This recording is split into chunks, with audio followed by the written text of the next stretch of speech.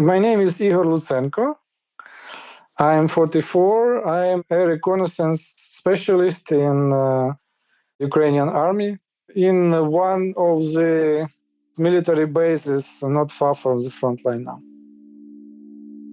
During the first stage of war in February and March, you just go and meet a lot of people and you try to talk to everyone, to be friends with everyone who you see, because you have an emotional need to speak to someone.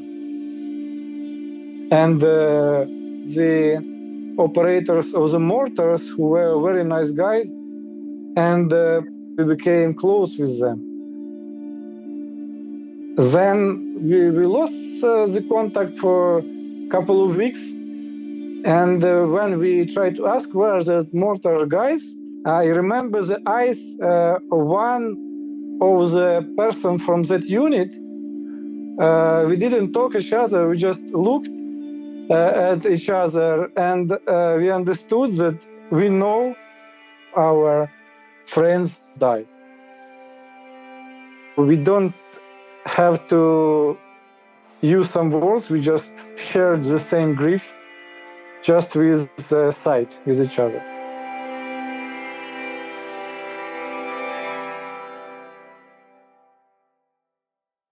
Then I decided that that time when you are trying to be friends with everyone who you see in your position, it's just better not to know much about them. Now I have a rule not to be so close friends with people on war, because if you lose your close friends, it's much more pity than if you lose just your war mates. So it's kind of a way to protect yourself from more grief than you already have.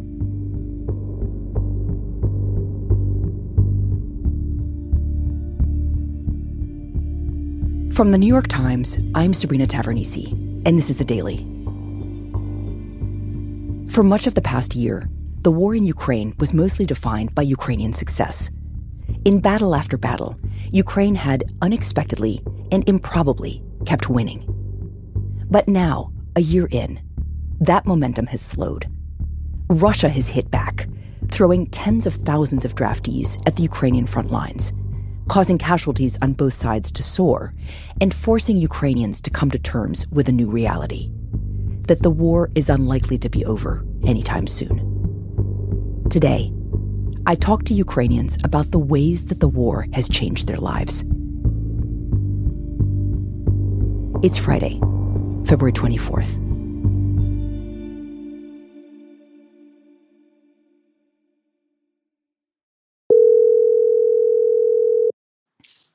Hello. Hi, Maxim, it's Sabrina. How are you doing? Hi, Sabrina. I'm well, and how are you? Good. So, Maxim, could you introduce yourself for me? Okay. My name is, as you know, Maxim. My nickname is Mouse. I'm 44 years old, and before the war, I was a lawyer and have a own practice. And I live the same city where I'm now. It's Dnieper. Wow. And what about your family? Do you have a wife, kids? Yeah, I have a wife. I have two kids. My daughter is 22 years old, and my junior son, he is 11 years old. Oh, 11. I very miss him. I bet. Oh, what's his name? Michael. Michael.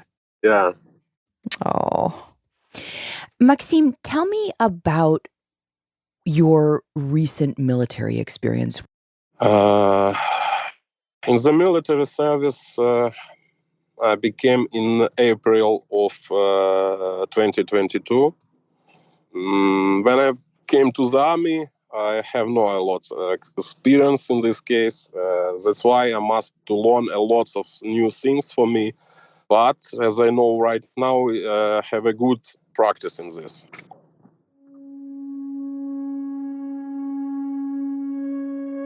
So you joined the military, and you've been fighting. Where has the battle been most intense? It was beginning of December. We spent a couple of days already in the forest near Krimina. Before that day was a couple of days, maybe 2 or 3 days, when Russian forces trying to capture us. 15 on us was on duty. It was in the forest. It was a hole in the earth. A hole in the earth? Yeah, we call it blindage. So it's a military shelter. Yeah, correct. And when our soldier who was on duty saw a couple of Russian soldiers coming on our position.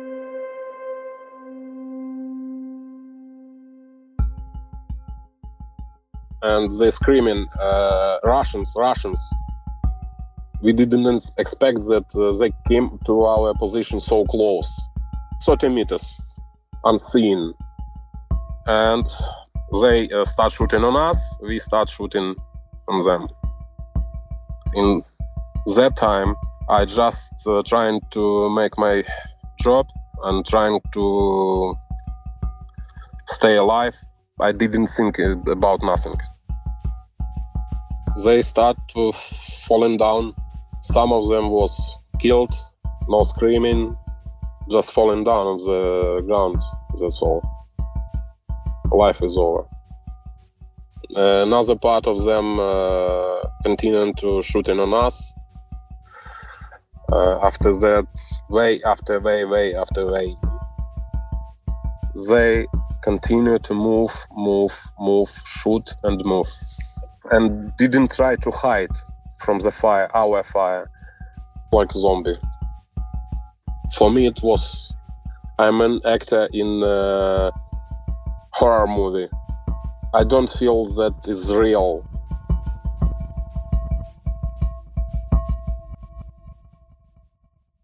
And all of this continues quite a long time, 2.5 hours. That's just unbelievably long for a firefight. Yeah. We lost 95% of our ammunitions. If you ran out of ammunition and the Russians captured you, what would you do?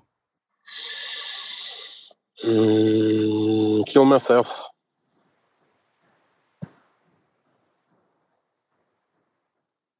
Kill myself with a grenade. You were prepared to do this? At that time, yes. And after that fight, we continued to look around us. We were waiting another group of Russian soldiers. But it's ended. They didn't come. Yeah. I just hear scream, help, help, a couple of minutes. Russian soldier was dying, and that's all.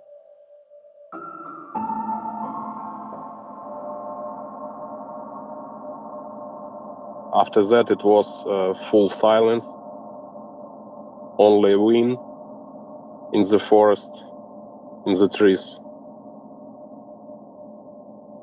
You know, sometimes I still hear this scream. It was "Помогите, помогите." Yeah. Help, help in Russian. In the dream, a couple of times. It was a nightmare. I heard the sound. I heard his scream. And I wake up. It's not very usual thing for human being to kill each other. For normal human being. Do you think the war will be over soon? No. Maybe I'm wrong. No, I hope I am wrong. Did you think the war would be over soon at the beginning of it? When it first started? Yeah. What made you change? The war, how it looked like, and what did I saw. Maybe I opened my eyes. Maybe I understand something about war.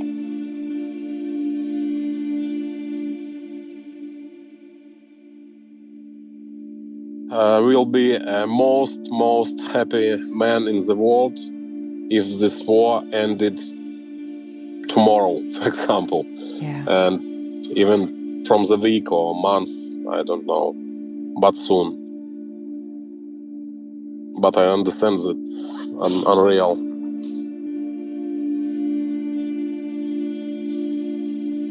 Maxim, thank you for talking to me. You're welcome.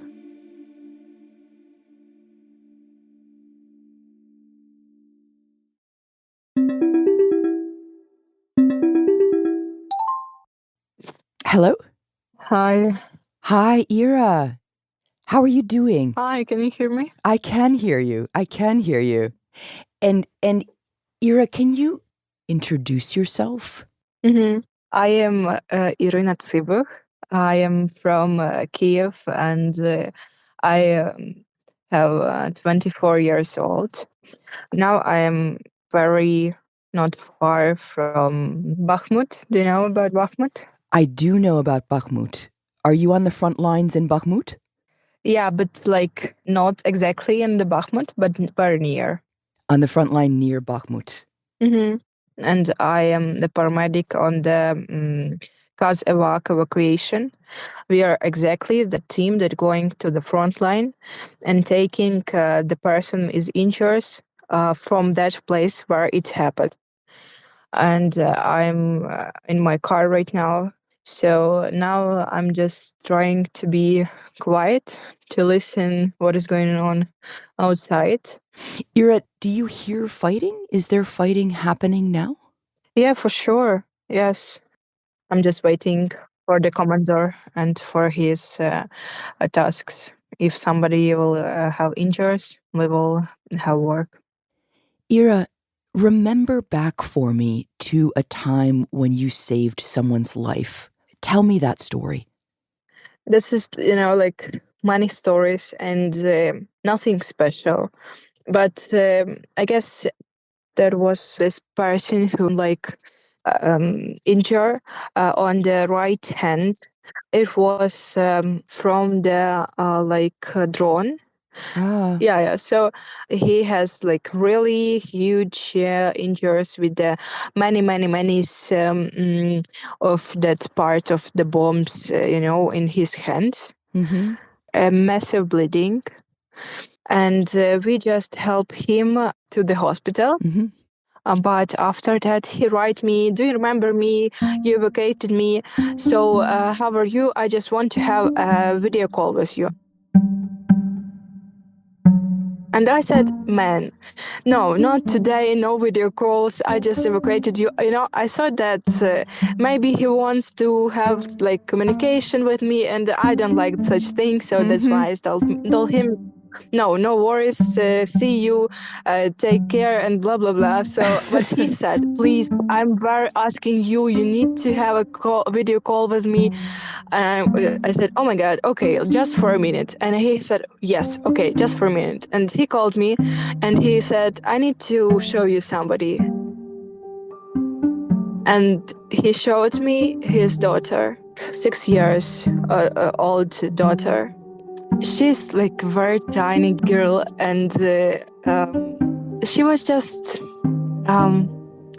smiling to me, and she just said, "Hi, Miss Ira. I just want to tell you thank you for that you saved the life of my father," and that was, oh my god, very strong moment.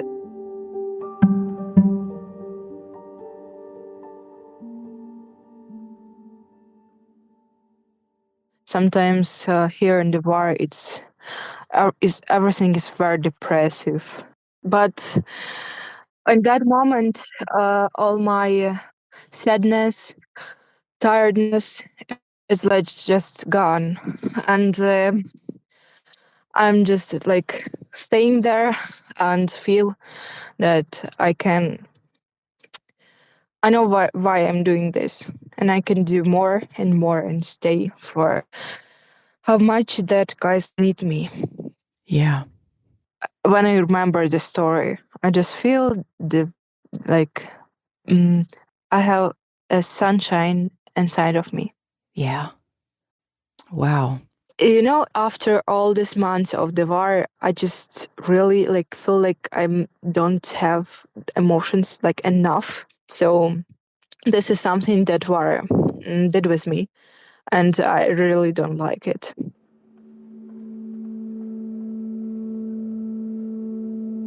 I just want to stay that person that I have been before the war. Very easygoing. I am like had every Friday night with my friends where we drink the wine, and it was perfect life.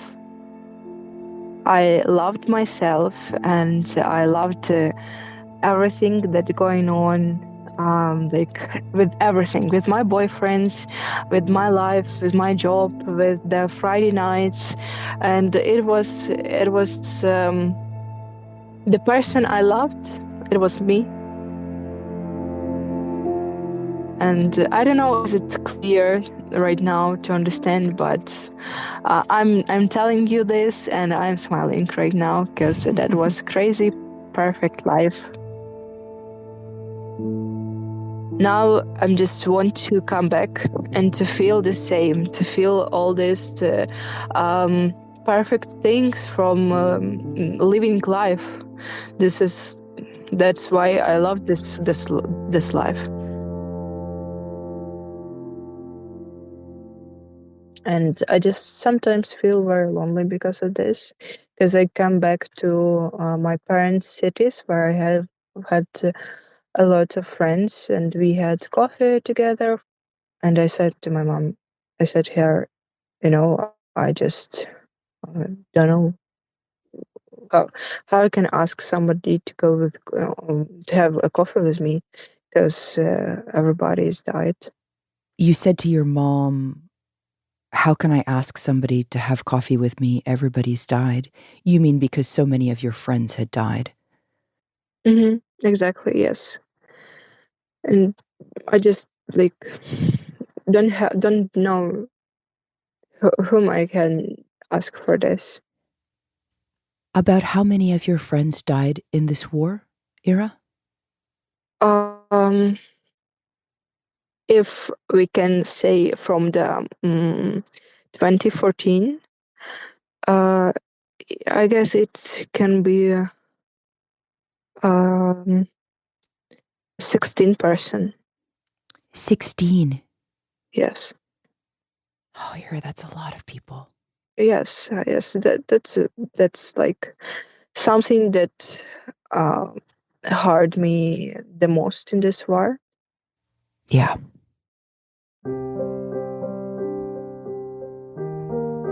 This is the feeling like people of my age.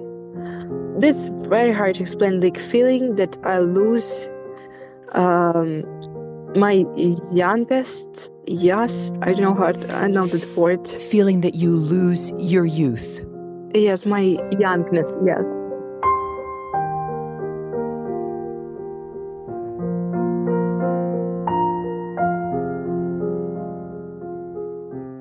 Just a moment.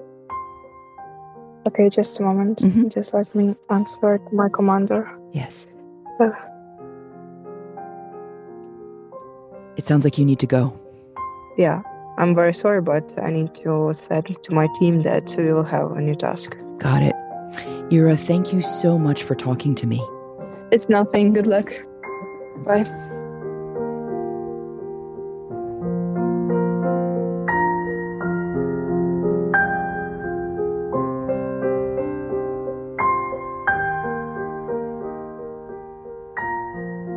We'll be right back.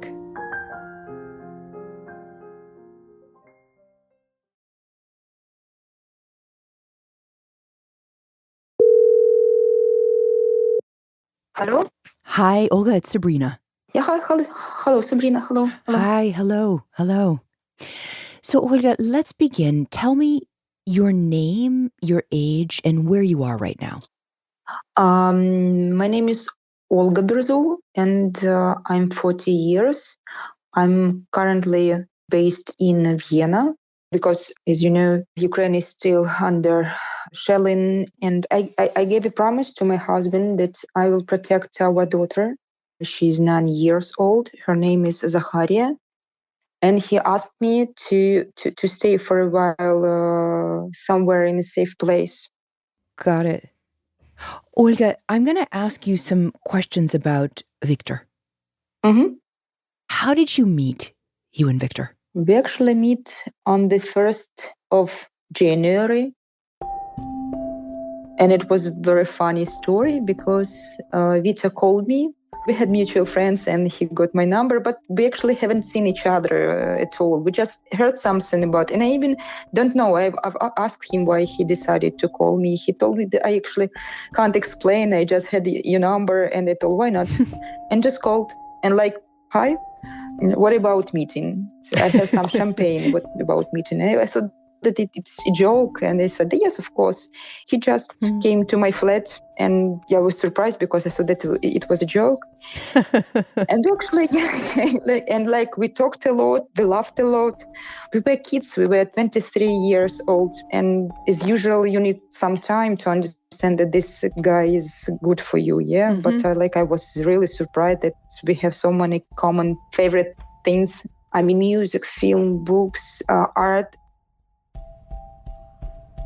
And after that, we just started to meet each other. And very fast, we actually started to live together.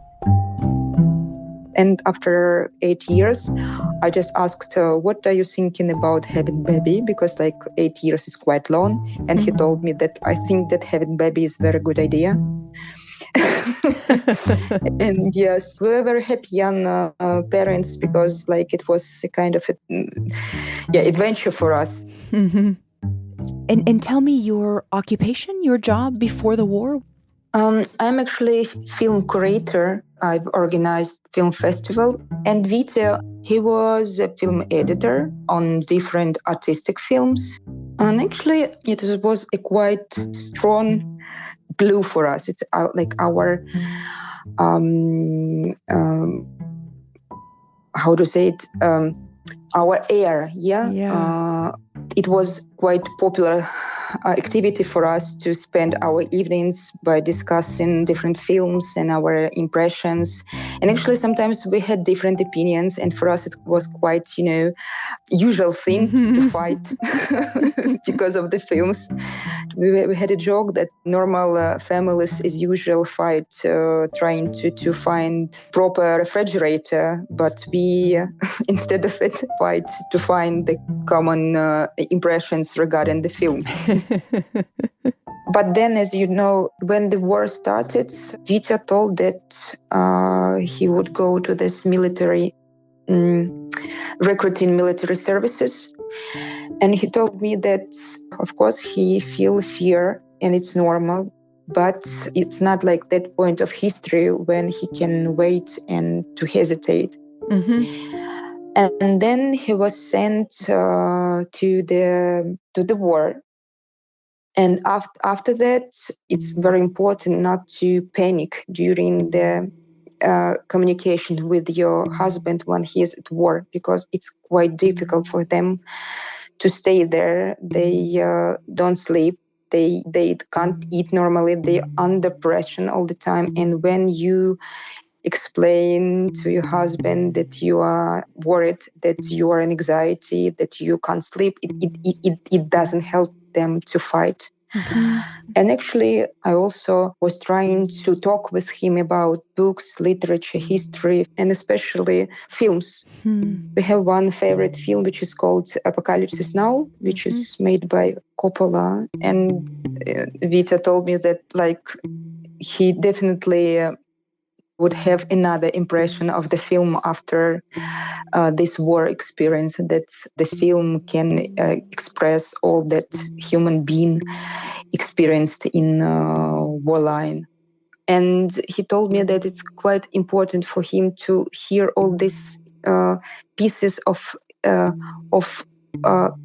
like previous life, this peaceful life, because it helps him to believe that war is not only the reality in which he now exists. Yeah.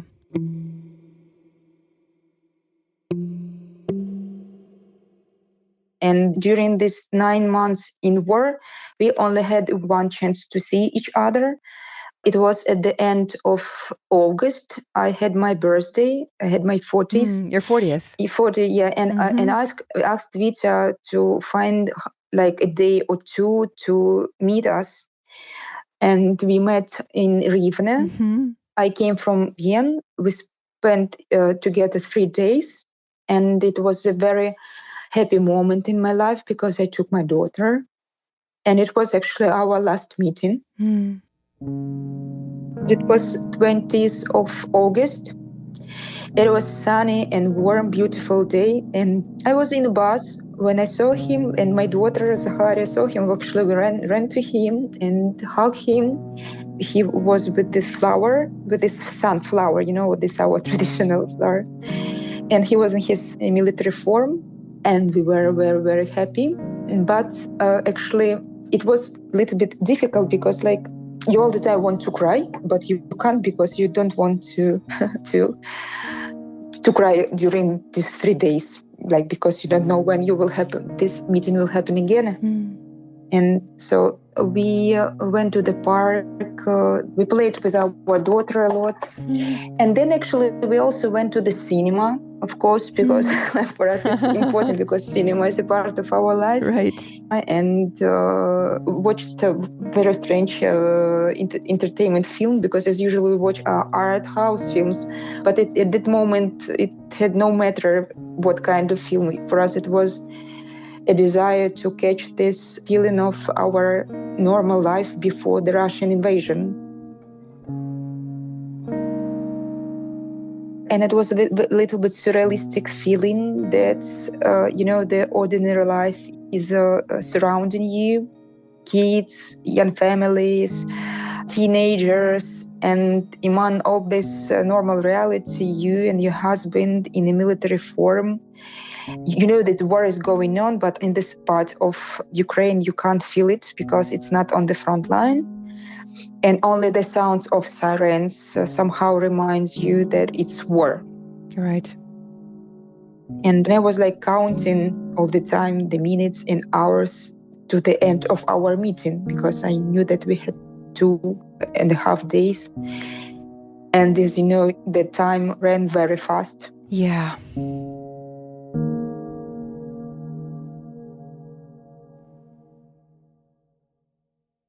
And then it was December. It was cold. It was difficult. But he told me that he's trying to be strong, that he's really believe that he will come back home, that he will hold me and Zaharia, that I should believe that he will come back. And sometimes he even apologized that he can't support me at this moment, that he had to be on the war. He never told me anything about the chance of his death. He always told me that he will come back, and he promised me that everything will be okay in future, that I have to believe in this. So 30th of December, I wrote him in the morning and didn't receive anything. And during the whole day, I was sending him messages. Peter, please send me this, plus just something. Tell me, because you do not answer me. And I had this terrible feeling that maybe something happened. And then in the evening, I got a call from a soldier. And he told me that Vita died. Because I even can say that he died because of this missile attack. When I got this call, it was maybe the most terrible and terrifying call in my life. I had also to tell this news to my daughter, then to Vita's parents, to my parents, to Vita's sister. And on the 1st of January, we celebrate our anniversary. So like in 2 days, we should celebrate this 17-year anniversary. And now I will never have New Year anymore. I think I will never have this celebration again. And next day, I got this message. Vita sent his friend Sasha a message when he was alive, when Vita was on the front line on the south of Ukraine.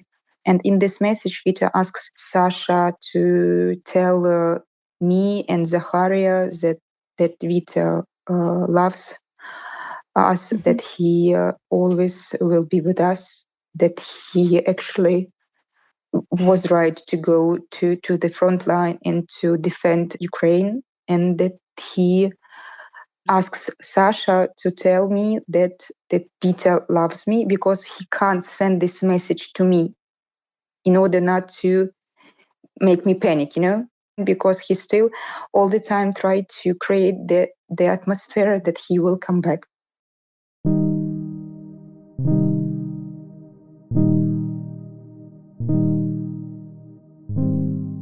And next day I was in a train. I was moving to Kyiv to organize funeral and so on. And we played his favorite songs. We danced, we hugged. It was like very crazy. But I know that he wanted to have a party, because in his texts he also told me that when he come back, there will be a good party and we will dance in order to recover after this shocking and bloody war.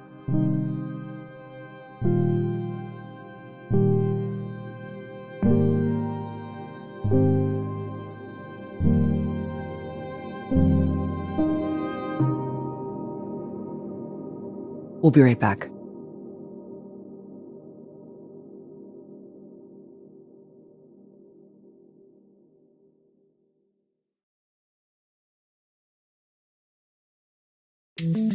Here's what else you should know today. A new report issued Thursday by the National Transportation Safety Board confirmed that the derailment of a Norfolk Southern train in East Palestine, Ohio, carrying hazardous chemicals, was caused by a wheel bearing that overheated. The train derailed earlier this month, and the hazardous gases on board were burned off to avoid the threat of an explosion. Since then, federal and state officials have said tests have found the water and air to be safe to breathe and drink. But residents continue to report an array of lingering symptoms and have questions about whether it will be safe to continue to live there in the long term. And former film producer Harvey Weinstein was sentenced to 16 years in prison Thursday for committing sex crimes in Los Angeles. He'll serve the sentence on top of the 23-year term he received in New York in 2020. Thursday's sentencing all but ensures the 70-year-old will spend the rest of his life in prison. Today's episode was produced by Claire Tanisketter, Shannon Lin, Rob Zipko, and Nina Feldman. It was edited by Liz O'Balin with help from Lisa Chow. Contains original music by Marian Lozano, Rowan Nemisto, and Dan Powell, and was engineered by Corey Schreppel. Special thanks to Natalia Yermak, Carlotta Gall, and Andrew Kramer. Our theme music is by Jim Brunberg and Ben Landsberg of Wonderly.